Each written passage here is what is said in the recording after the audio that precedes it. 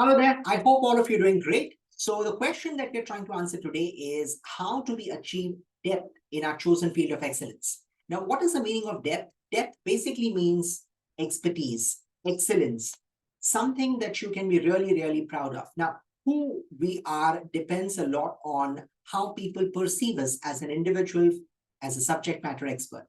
But having said that, achieving excellence in any field seldom comes easy. It requires a lot of hard work, a lot of efforts, a lot of time investment, and most importantly, you actually need to have the intent to become an expert. So, is it really difficult? Yes, it is, but it's not impossible. It's definitely doable with some systematic efforts on your part. So, I'm going to try and help you solve the puzzle and help you decipher what are some of the basic things that you can try and do and implement in your context in order to become an expert and achieve depth in your chosen field of excellence. Okay, so here we go. Now, these are things which have worked for me, but I don't intend to say that I'm already an expert. I'm on the way to become an expert and wanting to become an expert.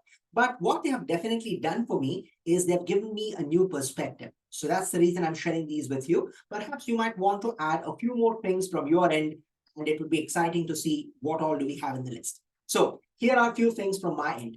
Number one, don't just read, but rather reread. What do I mean by reread? We all read books, and I think most of us enjoy reading books, especially if you're in the habit of reading books. But what we often miss out is that there are certain books which require that you read them over and over and over again.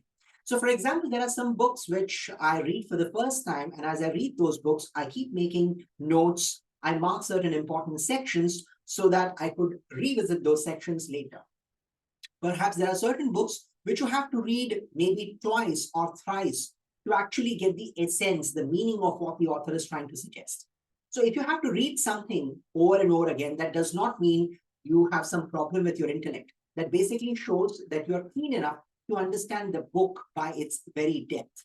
And that also helps you achieve depth in terms of your thinking, in terms of your understanding capability. So it's not at all a bad idea to read the book over and over again. Perhaps there could be certain books which you may want to read at regular intervals of time.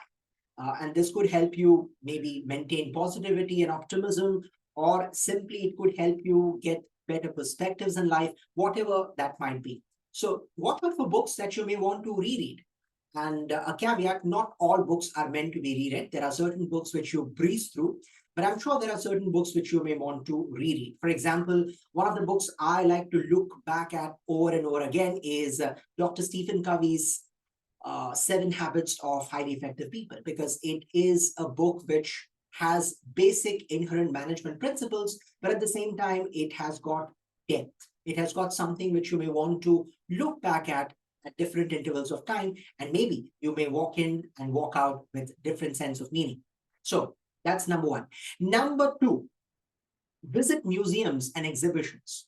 How does that work? What has that got to do with achieving depth? Now, when you visit museums and exhibitions, the first thing that will strike you is the silence in that place. Especially if you're surrounded with people who are keen observers of the paintings or the material that is kept at the exhibition. Now, what it does is that when you look at something keenly, you really, really need to invest time in it. You can't just look at a painting and just walk away. That just doesn't happen.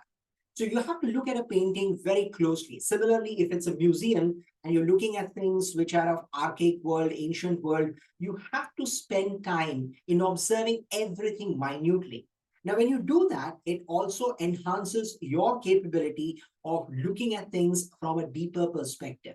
Because when you're working in the office or you're attending a meeting, or for that matter, you're in a negotiation with someone, you have to observe things minutely. And that's why developing keenness in observing things minutely is something that you need to practice quite often, yet in a very, very simplistic and, if I may say, entertaining manner as well. So, visiting museums and exhibitions gives you that time to forget about what's happening around you and just focus on the beauty of the objects in front of you. So, the next time you visit a museum, spend some time there. Perhaps it might be a good idea to look at things in a slow pace and savor the moment. And that will allow you the opportunity to gain some depth, gain some insight. Number three, travel solo. Now, we all love to travel, at least I love to travel a lot. But traveling has its own benefits. And then a lot of times when we travel with friends, with family members, we do that mostly for leisure, right? We do that for relaxation. But if you travel solo, and you would understand this if you've already done that, it allows you the opportunity to look at the world from a completely different lens because you're all by yourself. And it's much more easier to do if you don't have a partner or you're not married. But if you're married, you can still try and do it in some ways or the other. Maybe you allocate some time for that. But the fact is, when you travel solo, you look at things from a completely fresh perspective. Yeah, because there is nobody to cloud your judgment with their perspectives. And that I think is the beauty of traveling solo. You don't need to invest a lot of time in this. A lot of times people believe that traveling solo might require you to take 10, 20 days. No, even if you take 2 days of solo travel, you just visit one place, which could be a secluded place, or for that matter, you visit a place which is your native place, whatever it might be. When you travel solo, it allows you the chance to reflect on what is happening around you and at the same time what is happening inside of you, which means you're actually going to have a dialogue with your own self.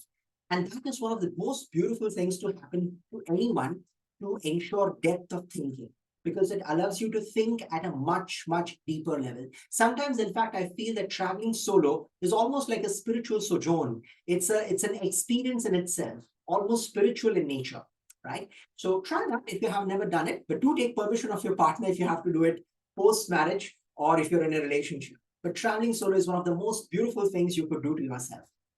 Number four, and this is one of my personal favorites, and I must warn you, this is not going to be applicable for everyone because I'm going to talk about cricket. And the suggestion that I have to offer is watch test match cricket. I know we are living in a world where T20 cricket has dominated the imagination of many people, but let's say I belong to the old school, therefore I love test cricket. There is so much to learn from test match cricket. Now, what I've observed is a test match cricket is a 5 day cricket uh, in any way. So when you have to spend time back to back 5 days, there are moments of excitement, there are moments of frustration, there are also dull periods in test matches. But the fact is, a test match, I think, is a beautiful replica of how we look at our own lives, session by session, ball by ball, and there are no limitations. A bowler can bowl as much as he wants, a batsman can bat for as long as he wants. So it's beautiful. So you got to be able to enjoy the ups and downs in a test cricket. 5 days of non-stop quality entertainment is what you get when you are excited about test match cricket. How does it help you to achieve depth?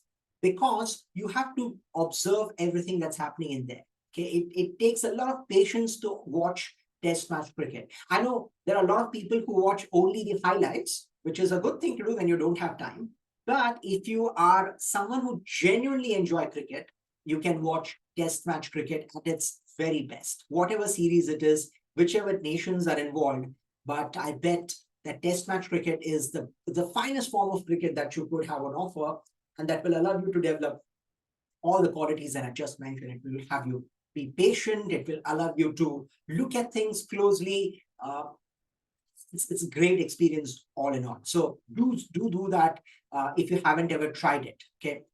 Of course, it will take away some time from your schedule, but once in a blue moon, I think it's a great investment to do, especially if you're an avid sports enthusiast. What if you don't like cricket? Well, try something else. Try any sports that you are enthusiastic about, but especially if you're a cricket lover, test match cricket is the place where you want to be. Number five, spend time with deep thinkers. Now, who are deep thinkers? Deep thinkers are people in your chosen field of excellence who have the ability to think at a deeper level. Sometimes they may not be from your chosen field of excellence. They could be from a completely diametrically opposite field of excellence as well, but that's all right. The point is that you want to spend time with people who are critical thinkers, who are deep thinkers, who question things, who have a keen eye for everything. And sometimes these deep thinkers could be in your own family, like, for example, your grandparents, or they could be your neighbors, or they could be some of your friends. Sometimes they could be your teachers. It could be anyone. For that matter, sometimes even your own kids. Yeah. So spending quality time with people who have the ability to think at a far deeper level, who question things, who question the status quo, is a fantastic way for you to understand and look at things from a deeper level.